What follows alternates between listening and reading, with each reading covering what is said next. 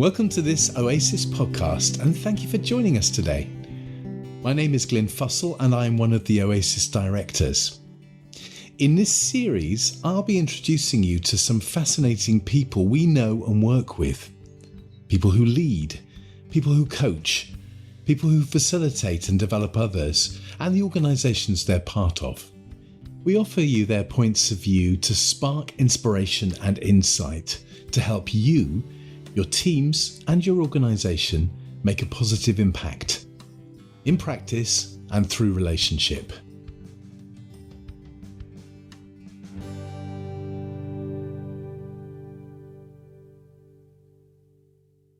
In this episode, Coach Supervision with Head, Heart and Soul, we'll be talking to Benita Traynor, an extraordinary practitioner, someone who has made it their life's work to bring a spirit of inquiry, rigour and authenticity into her work as a coach, a facilitator and as a coach supervisor. Today we'll be exploring how courageous coach supervision can go to the very core of what it means to be human and help you move beyond tools and techniques to build a genuine, wholehearted relationship with yourself and the person you're working alongside, and how you can keep learning whilst working to coach and mentor others. This podcast will be great for you if you're a coach or a coach supervisor wanting to deepen your practice, or if you're someone interested in becoming a coach. So to introduce our guest for today, Benita Traynor. As a coach and consultant, Benita has 33 years of supervised practice to draw on. She's an experienced executive coach, facilitator and coach supervisor. She has personally pioneered coach supervision as part of responsible practice for over 20 years and is a supervision assessor with the Association for Coaching. She's also a body-centered psychotherapist. In her professional work, Benita works across sectors in business and with public sector and third sector organisations locally and globally. At the centre of her practice is her ability to meet people where they are, helping them connect to their natural purpose from a deeper sense of themselves and their own personal and wider context. Hello, Benita, and welcome. It's really great to have you here. Thank you, Glyn. It's really good to be here too.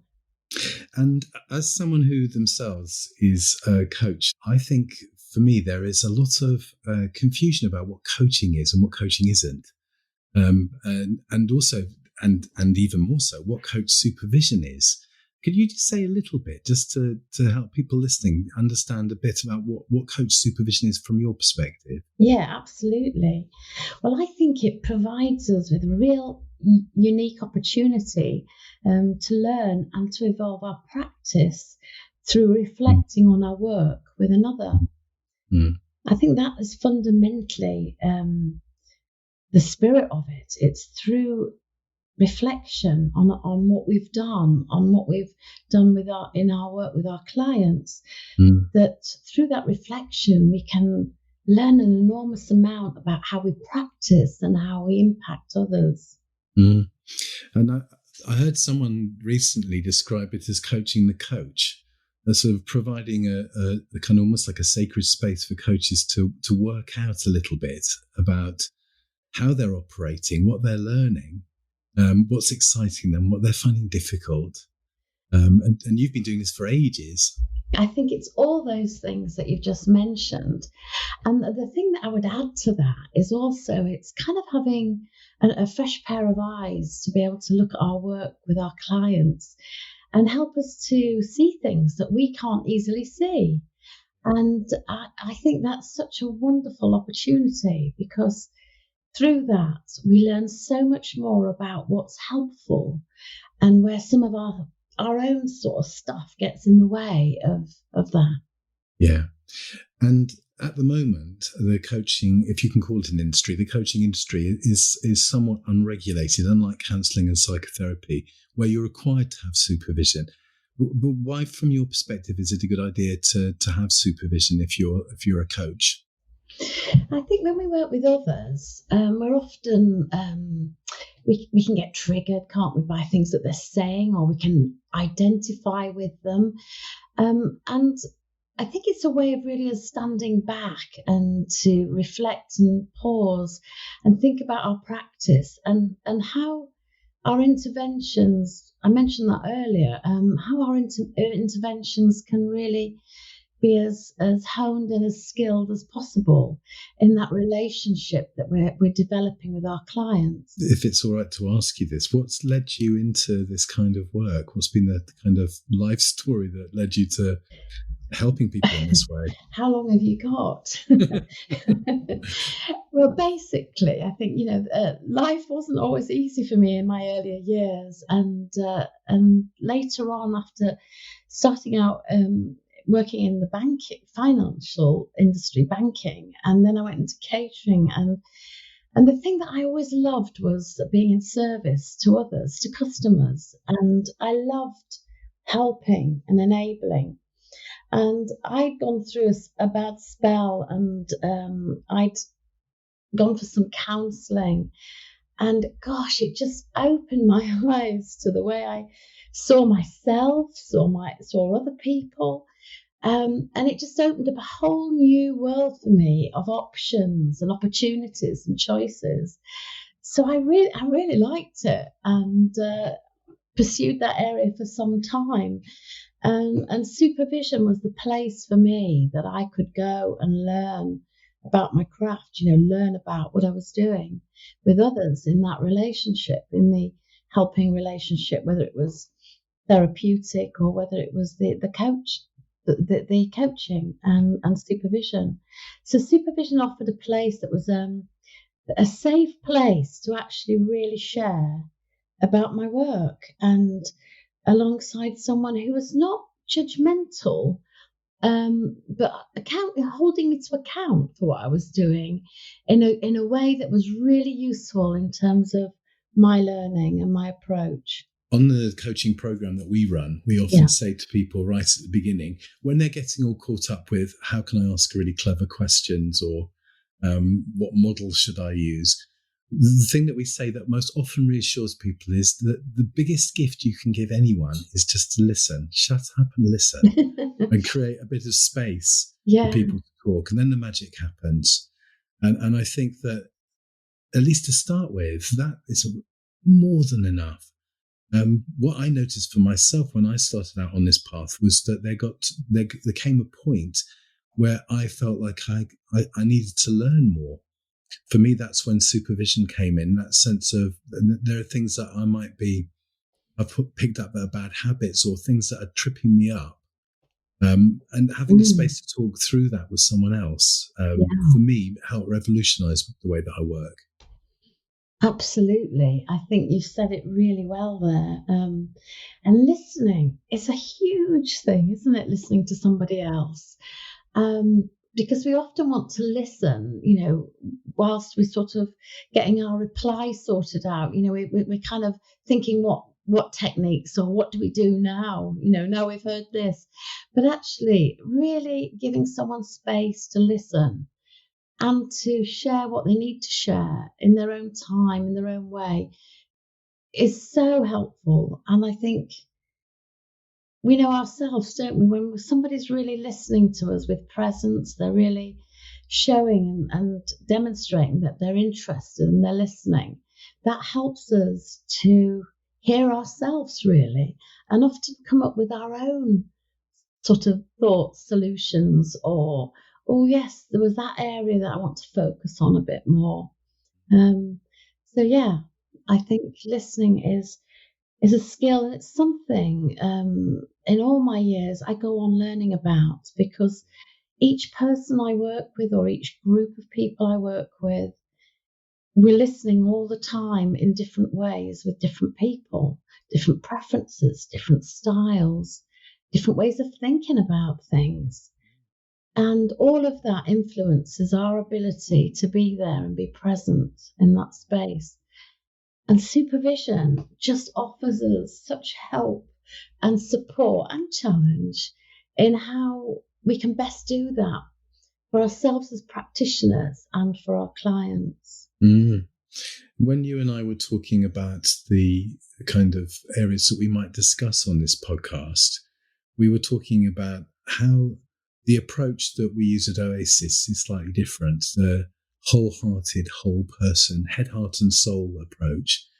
I think that the discipline of coaching has changed massively over the last 20 years. There is more nuance, I think, in people's practice, more willingness to meet people where they are rather than to be purely non-directive, for example. Yeah. When you think of a more wholehearted approach to supervision, what kind of things spring to mind for you? Well, first of all, if we're to meet other people where they are, I think it's important that we can notice where we are.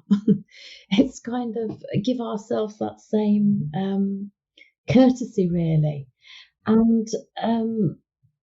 I think in being more relaxed, it creates more a relaxation in terms of how we listen and work with another if we meet them where they are, because actually that reduces the pressure on us to actually perform or to come up with clever theories or examples or techniques or models. We can do that through listening to where they are and then offering something from often, our remit of a wide range of personal life experience, as well as the techniques that we might learn in our development or trainings. Yes, absolutely. And I think at the start of what you just said, you mentioned it's really helpful to know where you are. Yeah. For me, that's key. Yeah. So if I don't really understand myself, my desire to save, my desire to control, whatever it might be, my desire to comfort, if I don't know those things, Yeah. then it's going to be more difficult for me to be free in my coaching relationships. A guy called Bill O'Brien, who was former CEO of Hanover, I think, Insurance, came up with a lovely quote that says, the success of an intervention depends on the interior condition of the intervener. So the success of an intervention depends on the interior condition of the intervener. And I think that so speaks to what we've just been talking about, because how are we? How are we today? You and I are talking today. It's like, how are we? What's going on? How can we be present with each other in this conversation? What's getting in our way? What's enabling us? And supervision offers us a real opportunity to reflect on that, to reflect on our work with our clients and think about some of our intentions in our interventions, and did it land or did it go astray? And not that it's right or wrong, it's just all information and things to work with in a curious way. Yeah, I agree. And I've always been fascinated by the ways in which we pay attention to creating an inner condition that allows us to be able to do all of that, because it's a lot to remember when you're coaching people, all those different things. Are they moving towards a goal, etc.? Am I listening correctly? yeah. How you create a sense of calm and peacefulness, and it's okay if it goes a bit wrong, that sort of inner state. Does that come up a lot in the kind of practice that you're supervising at the moment? It does. I think when we're learning something new, or when we're sharing our vulnerabilities in our work with another, we are vulnerable, aren't we? A bit like the clients that come to see us, they're sharing their vulnerabilities around what they're going through or what they want to do and can't do or are frustrated about. And that's the same for us in supervision when we're sharing things. And I think if we can really allow ourselves to just relax and let go and not have to defend ourselves, but be open and curious to our learning. It's all about learning. It's paying attention to, as a coach, to how at any given moment am I feeling in response to what I'm hearing or seeing with the other person. For me, that's a set of really valuable data. Yeah, and that's kind of developing your own internal sort of wise self, isn't it? That's watching what you're doing.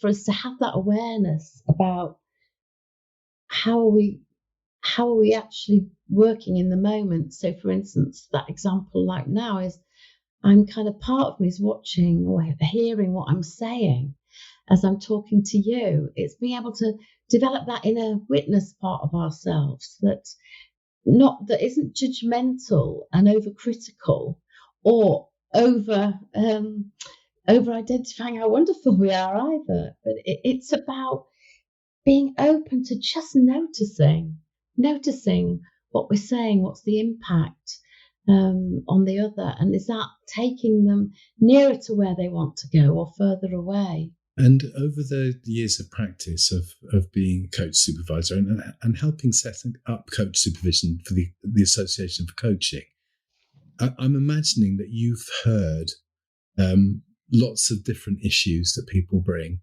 over and over again, maybe the same issues, but in different forms. Are you able to talk a little bit about the kinds of issues you most commonly hear and how they make themselves manifest in the conversations? Yeah, I think one of the big things is managing our boundaries. You know, what are our boundaries? What are our limits? Where do we set our boundaries? And how do we work in a safe way that's safe for us and safe for our clients? I think people work with a lot with wanting to fix others. They get frustrated with themselves as coaches when they think they're not fixing others. Well, as we know, it's not about fixing others, is it? Because they can do that themselves. That's what we're there to do. But it is working out where those boundaries are between how we challenge people and how we just, we're not passive alongside. I think we're very active. But how we work that out, I think sometimes takes some doing. And I was thinking recently of somebody who was avoiding actually confronting their client with some of the hunches they'd got. And I said to them, if you were a sports coach, you wouldn't say to somebody, well, you're not using that muscle, would you? In a very kind of passive way. You'd be saying, that muscle could really help you somewhere. How do we work with that to get that more primed, or there's more potency to it? So how do you help people to manage their boundaries of often when they're working in very complex systems and people are bringing dramas and we can get hooked into all sorts of things. So that's one of them. I think the other one is sometimes people want to understand models a bit more and how they actually could work in practice. So Oasis has the lovely 7-stage model, which I think, is just such a wonderful way of working with people. And sometimes we might need to think about what part of that model would be useful to focus on with a particular client. So we might need, so as a supervisor, I might bring something in around a theory or a model that could help someone understand a little bit more from a more thinking, cognitive part, how they might work with that person.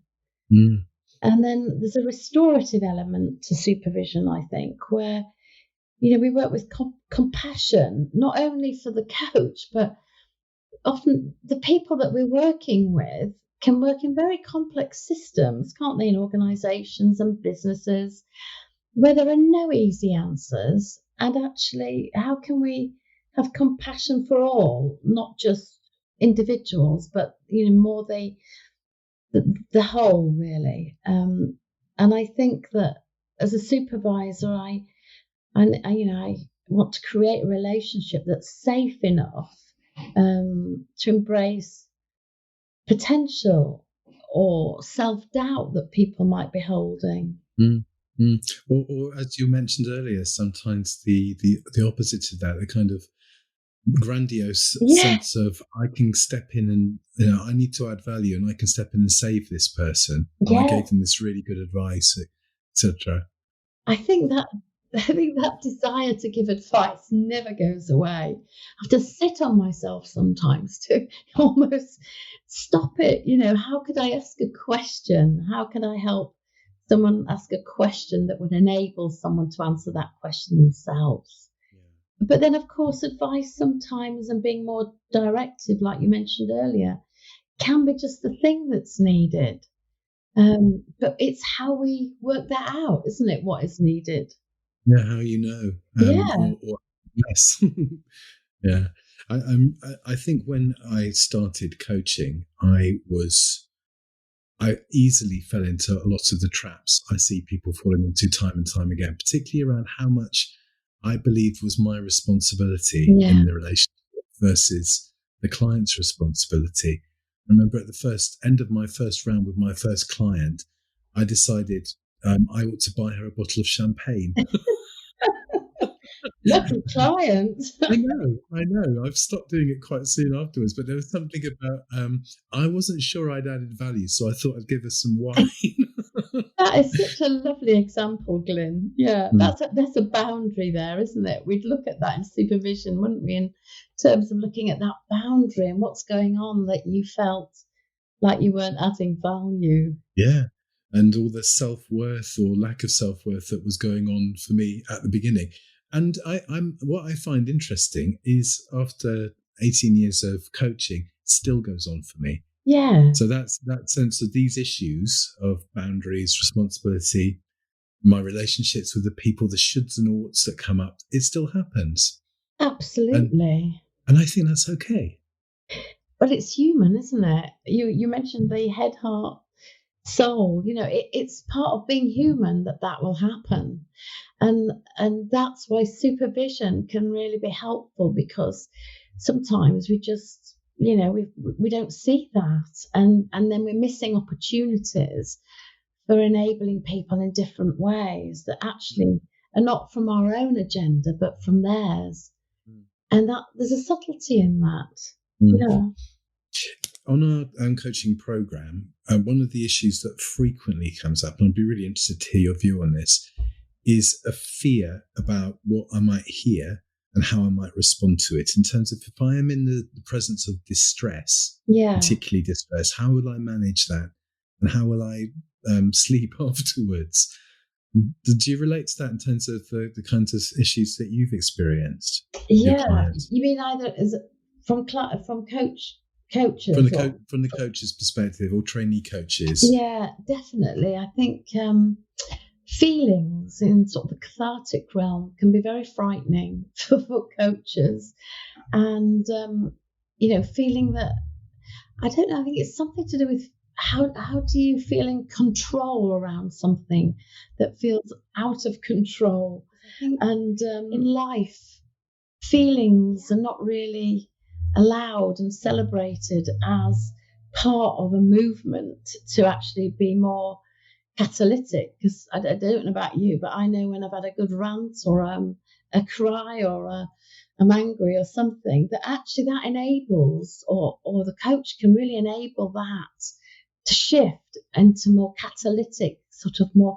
questions that would enable me to think about what I might need to do next as a client.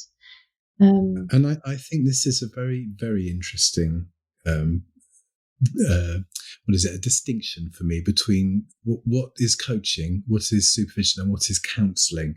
And the fear that people have of if someone starts to open up about a difficult relationship or a painful experience, that means it's counselling and I don't go there. And I've heard people say that very phrase. In my experience, it's more about relaxing a bit around that and not feeling you Yeah, have to fix it or be a therapist, and keep it future focused. yeah. And what's it's like, I'd be curious about, when people say I don't want to go there. I'm really interested in, what does that mean? You don't want to go there. What's coming up in you? What are the assumptions or beliefs that you've got that actually are driving some? I want to stop this. I don't want to go there. This isn't the right thing. I'm not a counsellor. I'm not a therapist. Because I think, John Whitmore, the famous John Whitmore, that with the Grow model, I once asked him what did he think the difference between coaching and counselling was, and he said a word. So I think sometimes there are times when we do err towards more of a using our skills, which are very similar to counselling skills. Um, we move more towards that area, especially I think when there's the feeling around. But that doesn't mean we become counsellors or we are counselling. It's just we're using similar skills. And equally, I think what I encourage supervisees to do is just to name it, to say, I can see this is really hard right now. Shall we just take some time with it? We're not going to move into counselling, but maybe you just need time to express some of this. So there's kind of it, offering it as an okay part of the work. Because you, like I, spend a lot of time coaching in businesses. There is a perception that this kind of approach, this more wholehearted, the whole of you as a client, is not really welcome in business. That has not been my experience. I don't know about you. I'd agree. I think there's a myth there somewhere. How can it not be? Because is needed. Our release of emotions, feelings, frustrations, our physical body. Being able to shake it off or to go for a walk, or we are a whole person, aren't we? And it's kind of that all goes into how we make decisions, how we relate to others, what we're interested in, what we're not, which all impacts our work. So I don't think we can separate it. I think what we can do is become more skilled in how we manage that and raise awareness into how we impact others. And that's what coaching enables. And I think the same is a parallel with supervision. That's what we do in supervision, help noticing how the work is impacting what we're doing. And I'm really interested, Benita, in the shoulds and oughts that people bring to this kind of work. We should really try really hard. We've got to try really hard. We've got to be really good, and we've got to manage everything perfectly. I think that is a real burden, and be over responsible. You spoke about that earlier. I think that is a burden that people feel they really have to sort things out. And if they're not being of value. So I think it's kind of, how do we let go of those beliefs or those unhelpful ways that we have that actually don't serve our clients well, because it's inhuman, and often they're bringing things about being over responsible in their work. That's my experience when I'm working with execs and things, that they're being over responsible. They're not delegating, or they're not enabling others in some way.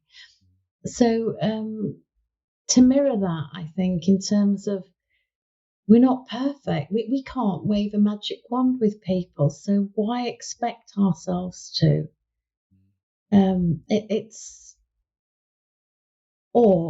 Work with that. We probably will go on feeling like that or being like that at times. But how do we reflect on that to free ourselves up from those shoulds and oughts? And at the centre of all you're talking about for me is and I think I think it is so important that if you're going to work to help others, it's a really good idea if you engage with getting to know and getting to understand yourself a bit better. So being willing to work with yourself as well, rather than just, I'm going to do these techniques because they're really brilliant NLP techniques I've used and it's going to really help you, but you won't get any of me. I think that makes for dangerous coaching. I don't think it makes for equality or a peer-based approach. It's an expert approach. I think it's a fear-based approach as well, because we can kind of think we can hide behind a technique or a tool or a theory or a model. And of course, they really help, that there's to put those down because they're very helpful. But if we're not open to not knowing and willing to trust in that not knowing and allow those uncomfortable spaces of actually we don't quite know what to do now, and to even say that to our clients, we can become kind of, I think, grandiose and driven to do more and more CPD and training and development. And because I'm always fascinated, if you think of how many books has been written on the subject of leadership or coaching, even now, there's hundreds of them. No matter how many books we've read or courses we've been on, we still have to sit with the person we meet for the first time and, who are they and who are we in that relationship? Yeah. One of the people I trained with many years ago was John Leary Joyce, who was from the Gestalt Centre and does Gestalt coaching. And he did a demonstration, and during which he said to the client that he was working with, "I'm getting a bit bored." And I remember being deeply, deeply horrified, because at that time I was in a kind of, this is a service I'm providing. They're paying me. I have to do it brilliantly because I'm getting money for this. But what he was modeling was something a bit more authentic, and it helped the person move out of a state of, they were a bit bored, actually. Yeah, they'd heard themselves saying it many times before, something like that. Yeah, I think how we skillfully, and I think it is skillfully, use, and sometimes we might get it wrong as well, of course, use our hunches or our intuition in what's happening in the room. It's kind of those, take that risk to say those, daring things, can really open up the work and open that up for other people. And I often think that if I'm feeling bored, I won't be the only person that's feeling bored in this person's world. There's often, it's out there too. Yeah. So I'd be really interested to hear your answer to this question. But if I'm a coach and I'm starting out and I'm in my first year of practice, and you imagine all of those people out in the world starting out as coaches, what do you wish they knew? That they can trust in their own natural humanness. I think, whoever they are, they will have had a life, they've got a life of experiences of work and family and all sorts of things. And actually that they can trust in that they're good enough in their own natural humanness. And for me, that is really important. And that holds me in my own practice. If I can really value that my intention is good, it's not to do harm, it's not to get it wrong, it's whatever. My intention is to enable, and I don't always get that right for the other person, and that's okay because we can explore what getting it right would look like. So I really encourage people to begin to trust in the things that they're already good about in relationship with others. Oh, I love that. And if you imagine that you're now encountering some very experienced coaches, what do you wish they knew? I think that what supervision has offered me in my life, my working life, and it also impacts me as a person, of course, is the opportunity to start again in each moment. A bit like you start the day. Each day is anew, isn't it? And supervision is like that in my work for me. It's kind of when I work with people, it's an opportunity to start afresh, to bring fresh pair of eyes to what we're looking at, to embrace different ways of thinking about something or feeling or knowing it in our bodies. It's a really opportunity So years ago, I used to think when I'd done all these courses and programs and I'd been supervised enough, I'd be absolutely brilliant or perfect. Well, I mean, how omnipotent and erroneous is that? Because it's kind of, who would want to go and see somebody like that? Mm. I wouldn't. I want to see somebody that's had to struggle and doesn't know all the answers, isn't quick at everything, can tolerate not knowing. Mm. Mm. So just to close that off, Benita, if I'm a coach listening to this and I really want to deepen my practice, or if I'm a coach supervisor and I really want to deepen my practice, what steps could I take now that would make a difference? Well, I think reflecting on the work that we've been involved with. So, for instance, yesterday I was working with a group, and so today I've been thinking about that, and I've written a few things down. I felt I was a little bit harsh in some of that work, and I'm reflecting on that word harsh. And was I harsh, or was I holding some space around a boundary that needed to be held? So, literally thinking about it ourselves, thinking about something that you've done, or it could be you've done something really well where somebody really got it. It really opened up an insight that person could, yes, I can see myself doing that now, and reflect on that. So supervision isn't always about looking for what what's not worked. It's also celebrating very much the work that we do well and that we just overlook and don't give time to that. We have that negativity bias, don't we, to kind of looking towards what we think hasn't worked. And often in supervision, we can kind of reflect and say, wow, yeah, actually, that was the best intervention at the time. I suppose a wonderful place to get to would be going back to your first set of advice, that I might bring something to supervision where I've just been myself, just naturally myself, and it's been really effective. Yeah. I've just done something I don't need to think about because it was me. Yeah, absolutely. That's beautifully put, Glyn. Yeah, absolutely that. And hey, that gives a warm glow just hearing that, doesn't it? And I think we do need to do that. It's kind of, we need to allow ourselves to bathe in what goes well. Because that's human. There's usually a very humanness about that. It's not some fancy technique, or it's the humanness of how it's been said. The tone, the way your body is in the moment with that person. There's something there in the relationship, the rapport that's there that enables that opening. Yeah. Fantastic. Thank you. Thank you so much for this conversation. It's been really lovely to hear and to see behind the scenes a little bit in terms of your practice. And just before we end, is there anything that you want to add that you haven't said, or is that enough? Well, I think, like a good coaching session, there's always loads more to add, isn't there? But actually, I think